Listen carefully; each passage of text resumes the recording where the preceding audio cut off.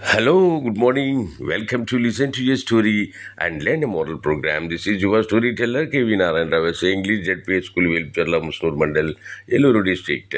Today's story is The Foolish Tale. The Foolish Tale. A snake lived in the valley. One day, his tail fought with his head. Don't you feel bad that you make me follow you? The head replied, I lead you because I have eyes and brain, while you do not.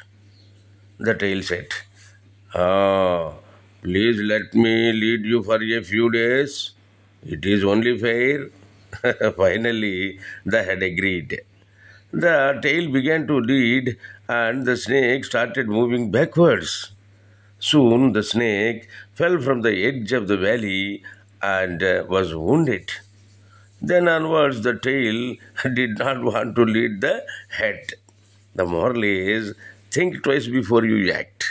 Think twice before you act. Okay, ఈ కథ తెలుగులో కూడా ఒకసారి విని అర్థం చేసుకోండి. ఒకనొకప్పుడు ఒక పాము ఒక లోయలో నివసిస్తూ ఉండేది. ఒకరోజు ఏమైందంటే తోక పిచ్చి పిచ్చిగా ఆలోచించి తలతో అంటే పాము యొక్క తలతోటి గొడవ పెట్టుకుంది. ఏమంటుందంటే, ఏయ్ ఏంటి నీకు సిగ్గేయటం లేదా, నన్ను నీ వెనకాల తిప్పుకుంటున్నావు అని చెప్పింది. దాంతో తల అంది కదా, అదేంటి నాకు కళ్ళు ఉన్నాయి, మెదడు ఇచ్చారు దేవుడు, కాబట్టి నేను నడుస్తున్నాను, నా వెనకాల నువ్వు నడుస్తున్నావు, అంతే పెద్ద ఇందులో ఏముంది అంది. లేదు లేదు అలా కాదు, కొన్ని రోజుల పాటు నువ్వు నా వెనకాల నడు, పద్దాక నీ వెనకాల నేను నడవడం కాదు అంది. అంటే సరే సరే అలాగే కానీ నీ ఇష్టమే అంది.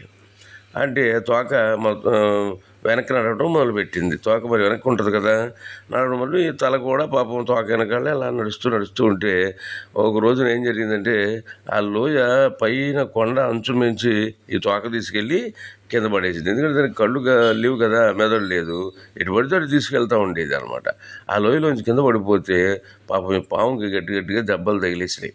దాంతో ఆ రోజు నుంచి తోక బుద్ధి వచ్చి ఇంకెప్పుడు నేను నిన్ను నడపలే, నీ వెనకాల నేను నడుస్తానని చెప్పేసరి అనేసింది. ఏమిటి ఈ కథలో నీతి అని అంటే కనుక, మనం ఏదైనా ఒక పని చేసేటప్పుడు 2-3 సార్లు ఆలోచించి చక్కగా నిర్ణయం తీసుకోవాలి తప్ప తోక చెప్పిందని తోక వెనకాల తల వెనకాల వెళ్ళడం కాదు. తోక తలను ఒప్పకూడదు, తలే తోకను నడిపించాలనేది ఈ కథలో నీతి కథ. మీకు నచ్చినట్టయితే మళ్ళీ వినండి. అట్లాగే మీ స్నేహితులకు పంపడం మర్చిపోకండి.